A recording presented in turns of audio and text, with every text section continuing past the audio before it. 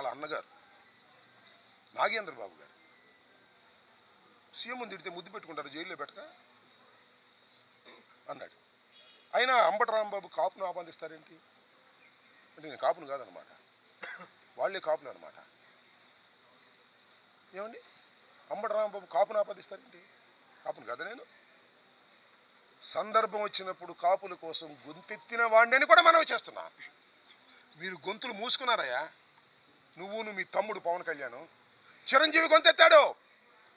గుర్తు చేస్తున్నా. చంద్రబాబు నాయుడు కాపుల్ని బీసీలో చేరుస్తానని ప్రామిస్ చేస్తే చేర్చకపోతే ముద్రగడ పద్మనాభం ఉద్యమ శంఖాన్ని ఊదితే ముద్రగడ పద్మనాభాన్ని తీసుకెళ్లి హాస్పిటల్లో పెట్టి చిత్రహింసలు గురి చేస్తుంటే ఈ అంబటి రాంబాబు గొంతెత్తాడు కాపుల తరపున.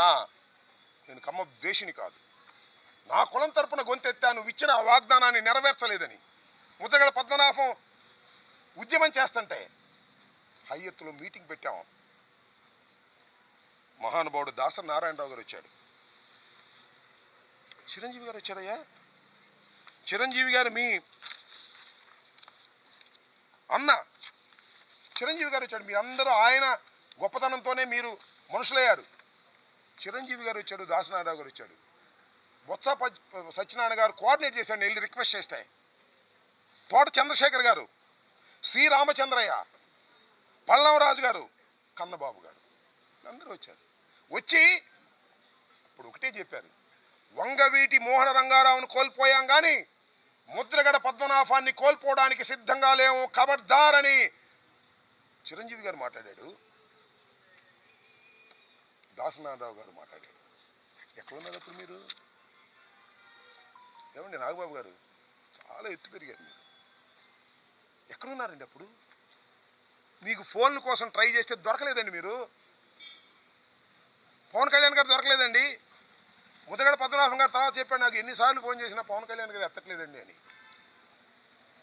నేను కాపులు నాయకుడని జగన్మోహన్ రెడ్డి ఈయట కాపోతాడంటావు నువ్వు. కాపుల కోసం గొంతెత్తిన వాడినయ్యా. కాపులకు అన్యాయం జరిగితే తప్పని చెప్పిన వాడినయ్యా. 10 మందిని పోగేసి హయత్తులో మీటింగ్ పెట్టి ముద్రగడ పద్మనాభాన్ని కాపాడుకోవాలని ప్రయత్నం చేసినటువంటి మనసున్న వాడినయ్యా. నేను కమ్మ వ్యతిరేకని కాదయ్యా. కాపు కులంలో పుట్టాను కాబట్టి నా కులానికి అన్యాయం జరుగుతుంటే మాట్లాడాలని ప్రయత్నం చేసినటువంటి వ్యక్తిని కాపు కాదంటావా నువ్వు? మీరే కాపులా? మీరే కాపులా అంటున్నా. ఏమండి చంద్రబాబుని తిడితే అనుకోని కాసేపు కమ్మవారిని తిట్టినట్ట. ఏమండి చంద్రబాబుని తిడితే కమ్మవారిని తిట్టినట్ట. రాంబాబుని తిడితే రాంబాబు ఇల్లు తగలేస్తే, రాంబాబుని చంపడానికి ప్రయత్నం చేస్తే, రాంబాబు కారులు ధ్వంసం చేస్తే ఎవరిని చేసినట్టు అంటే నేను కులం లేని అనాథన ఈ రాష్ట్రంలో, అని అడుగుతా ఉన్నా.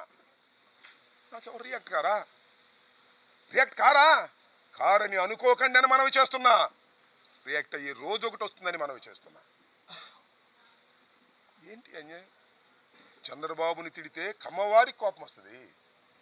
రాంబాబుని కొట్టినా తిట్టినా దౌర్జన్యం చేసినా ఎవరికి కోపం రాకూడదు. పవన్ కళ్యాణ్ గారు చెప్తున్నాడు, నాగేంద్ర బాబు గారు చెప్తున్నారు, మీరు ఎవరికి కోపం రావద్దండి. ఎన్నాళ్ళు తాగుతారయ్యా? చంద్రబాబు నాయుడు మోచేతి నీళ్ళు ఎన్నాళ్ళు తాగుతారు చెప్పండి? నీకు మంత్రి స్థానం ఎగ్గొట్టినా కూడా నువ్వేం మాట్లాడవు. ఏమిటి అన్యాయం అని అడుగుతా ఉన్నా. గుర్తుపెట్టుకోండి, నేను చెప్తున్నా, every dog has its own day. ప్రతి కుక్కకి ఒక రోజు వస్తుంది. This the saying. ఈ రాంబాబు అనే కుక్కకి కూడా ఒక రోజు వస్తుంది. ఈ కులం లేని కుక్కకి కూడా ఒక కులం ఉంది. గుర్తుపెట్టుకోండి. లేదనుకోకండి, మీకేముందనుకోకండి. ఈ కులం లేని కుక్కకి కూడా ఒక కులం ఉంది ఈ రాష్ట్రంలో. కులాల ప్రస్తావన చేస్తుంది మీరు, నేను కాదు. గుర్తుపెట్టుకోండి చంద్రబాబు నాయుడు గారు.